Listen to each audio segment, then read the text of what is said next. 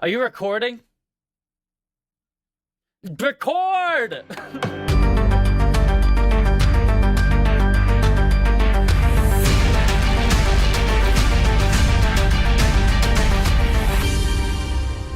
All right, welcome to episode 5 of C is for Columbia, our internet podcast where we just talk about things going on in the world and what we think about them.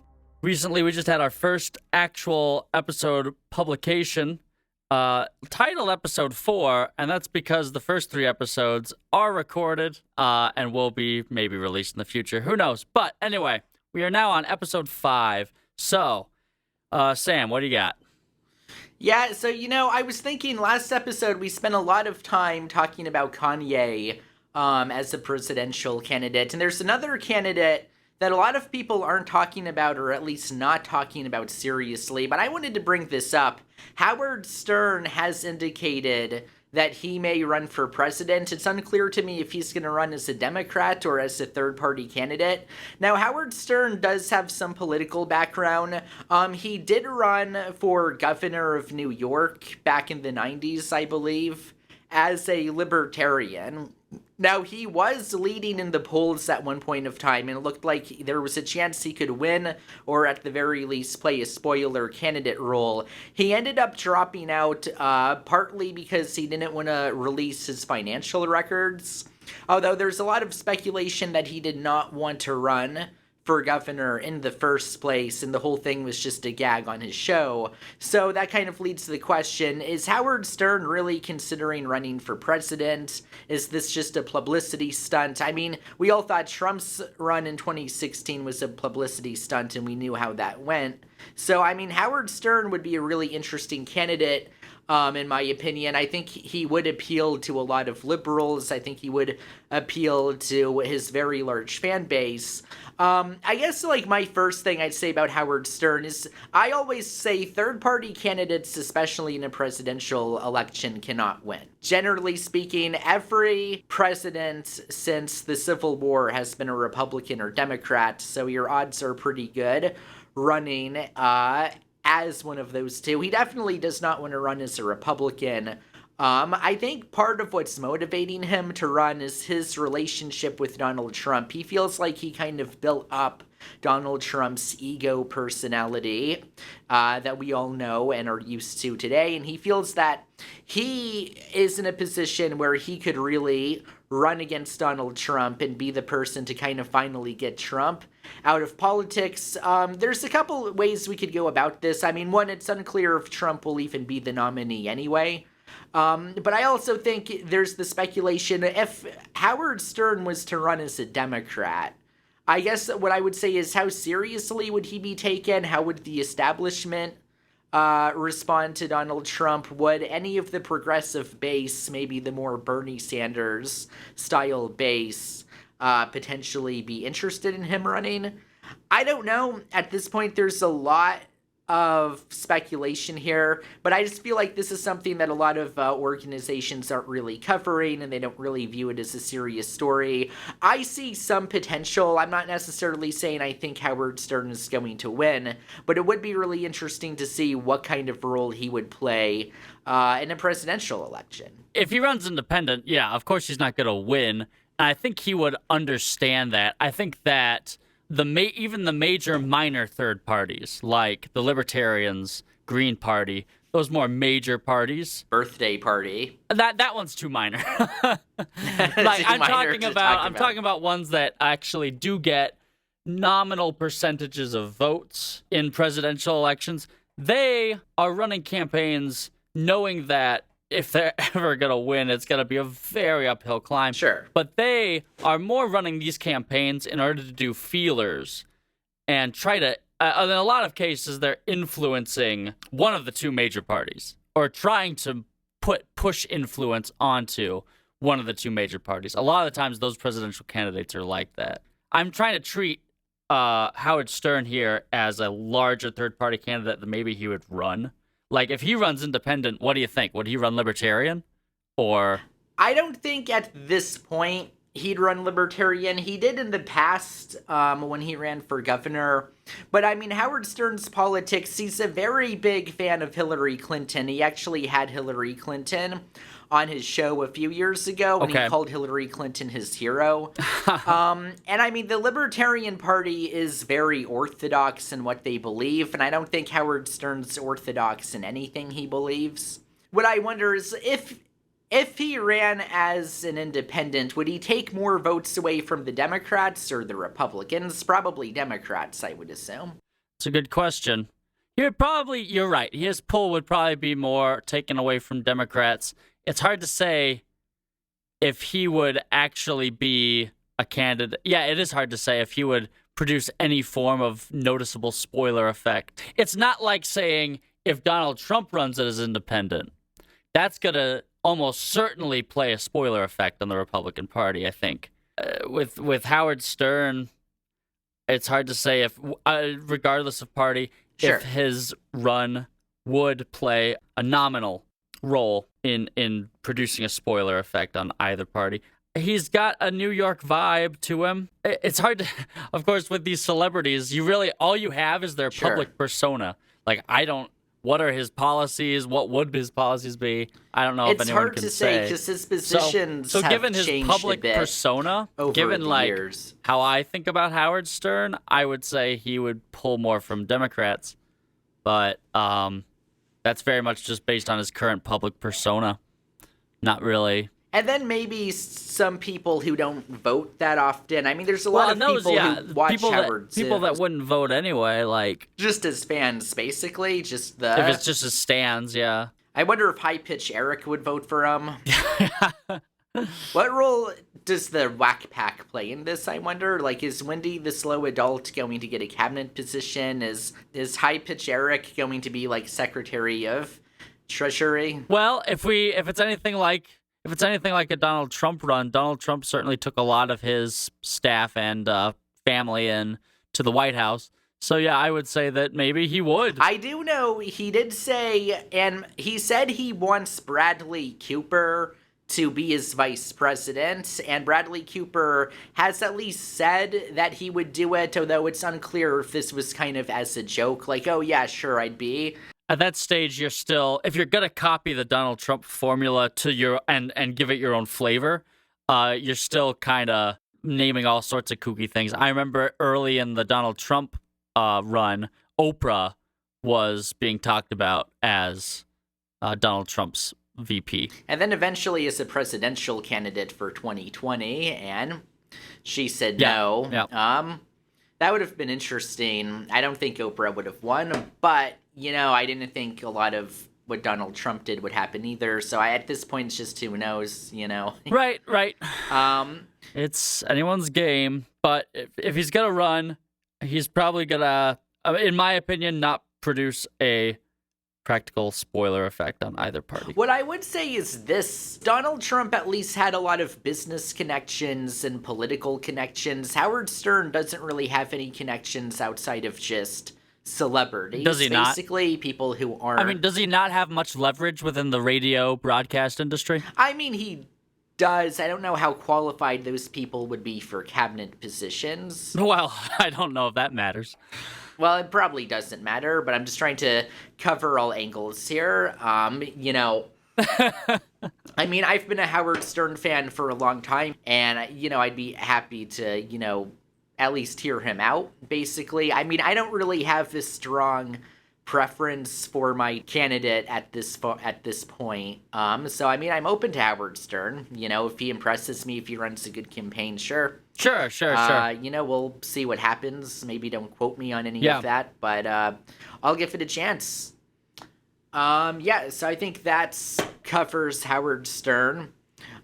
So yeah, what else is going on in the world? I would say right now, obviously, as we covered last week, we kind of covered the midterms. And, what was going on, especially in Arizona with Carrie Lake. So here's what I would kind of say, like, moving forward from the midterms. So The biggest thing I think that's changed, and this was like pretty recent after we finished our last show, like I think a day after we published, was, and I'm an Arizona person, I'm in Phoenix, Christian Sinema no longer is a Democrat. She's an independent, which means the Democrats do technically have a majority in the Senate, but it's with that tie-breaking vote, if I recall correctly, with Harris as vice president. Right. So, yeah, what does this mean before we get into what it means for the Democrats and their power in the Senate, which I think technically is basically the same because Sinema could have stayed Democrat but still been a pain in the neck for Democrats when it comes to these votes. So she's going to be an independent now. So Kristen Sinema, she's a former Green Party activist. She was with the Green Party back during the Bush era, became a Democrat, ran as a very progressive Democrat. Initially, she was very well received by liberals, progressives, and she ended up becoming a much more of a corporate Democrat.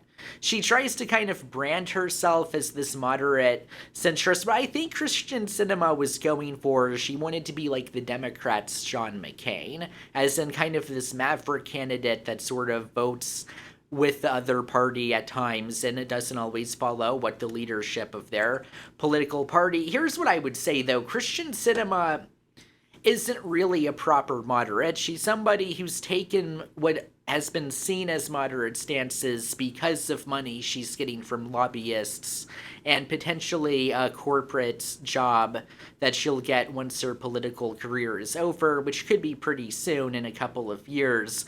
I don't think that Christian Sinema is this distinguished stateswoman, working across the aisle and all of that.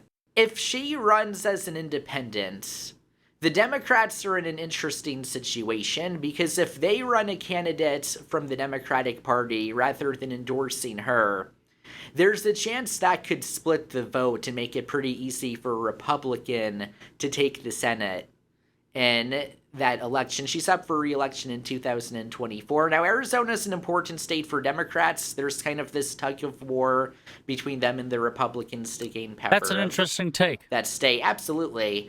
And what do you do if you're the Democratic Party? Do you just endorse Sinema and treat it as kind of like an Angus King situation and just tell yourself a kind of liberal independent is still better than a Republican? Do you try to challenge her and win the whole thing, beating both her and a Republican, which might be hard to do because Arizona is still a relatively conservative state, despite, the recent elections. It's kind of a Sophie's Choice situation, and I'm just not sure where the Democrats go from here in terms of how they handle Sinema as an independent. Yeah, I think she'll still caucus with the Democrats while she's in. Do you? She hasn't directly said. She did say like a Bernie that, Sanders sort of thing? Like Bernie Sanders is an independent who caucuses with Democrats. Sure. She hasn't directly answered that question so far. She hasn't directly answered that question. She did say that generally nothing will change in terms of how she votes. Do you think... Oh, okay, fair enough.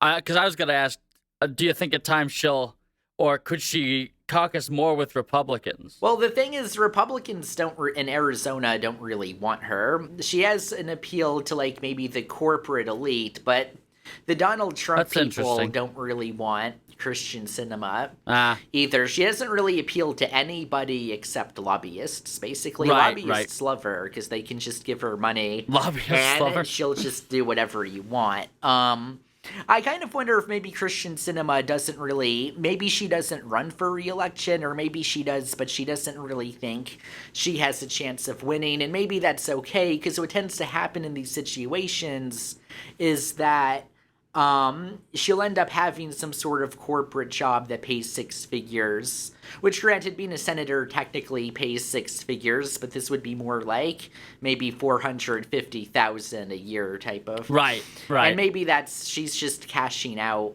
And that happens sometimes, but she'll get a nice job. But yeah, it is really interesting. I think the Democrats best hope is that she just doesn't run for re-election. But if she does, it's gonna be probably the most interesting Senate race in 2024. It might even be more interesting than the presidential race itself, depending on who the candidates are for that, which at the time seems to be Biden and somebody. But yeah, it's as someone who lives in Arizona, it is very interesting. And of course, she did this right after the Georgia runoff, where the Democrats were gloating like, "Oh, we have control of the Senate." Well, not as much anymore. So, and then there are other Democrats that do drive the establishment crazy, people like Joe Manchin. But here's like how I would kind of compare those situations. West Virginia is like never going to elect anybody progressive liberal. It is a conservative. I've been to West Virginia. It is a conservative state. So for Democrats, Joe Manchin is really the best they can do in West Virginia. So in that case, it's kind of, you'll support Joe Manchin and let him, live within the Democratic Party threshold. Arizona, I think there is the mindset that the Democrats could get a solid liberal senator in Arizona. They already have one with Mark Kelly, who's won 2 elections. Yep.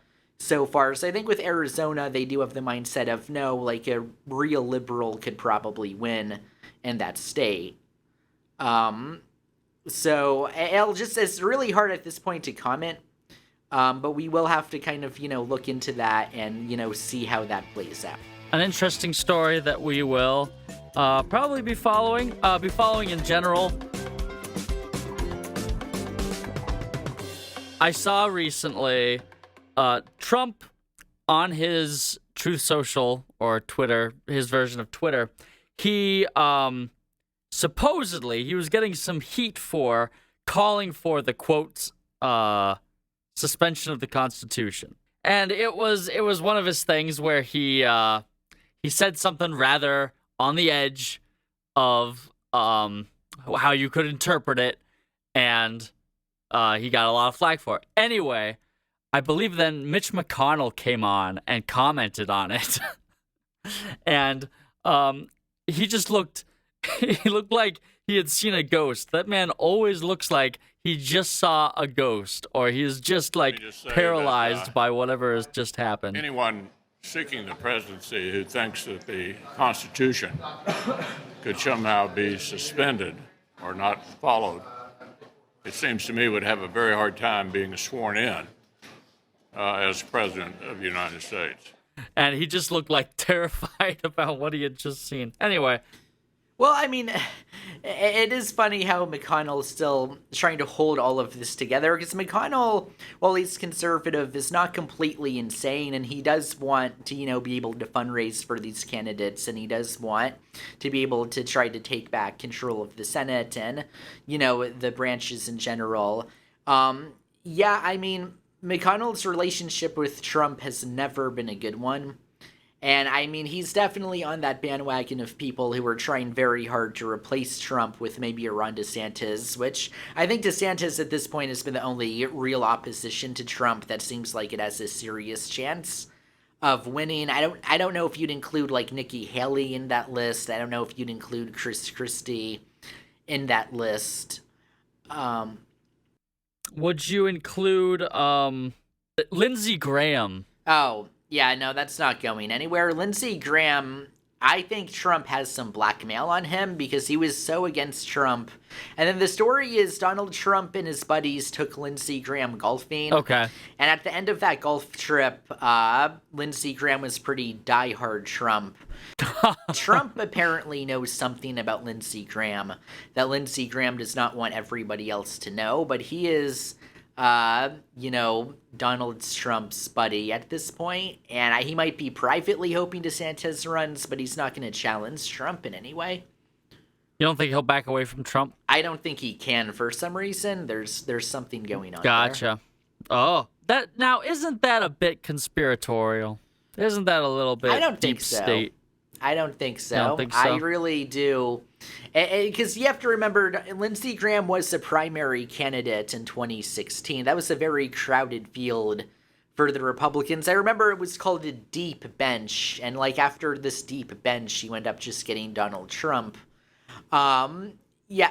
The funniest thing that happened was Donald Trump had Lindsey Graham's phone number, and he gave out the phone number at one of his rallies, and then like hundreds of people were calling Lindsey Graham that night, and he had to get like a new phone number and a new cell phone. And okay, didn't hear that. That's a weird thing to happen. They were at it, and then something happened that just made the stars align, I suppose. Okay, so let's see here then. Well, we had a good show. Well, okay, that about wraps us up here. I know this one was a little bit shorter, but, you know, maybe we'll do something with it. Who knows? All right, well, until next time. And if you have any other ideas from topics that you'd like us to talk about, feel free to leave it in the comments, and we'd be happy to discuss it. Y'all have a great day. Yep, have a great day. Like and subscribe. Leave us a comment and tell us how you know Sam, because Lord knows the only people that are going to listen to this are the people he's going to show it to.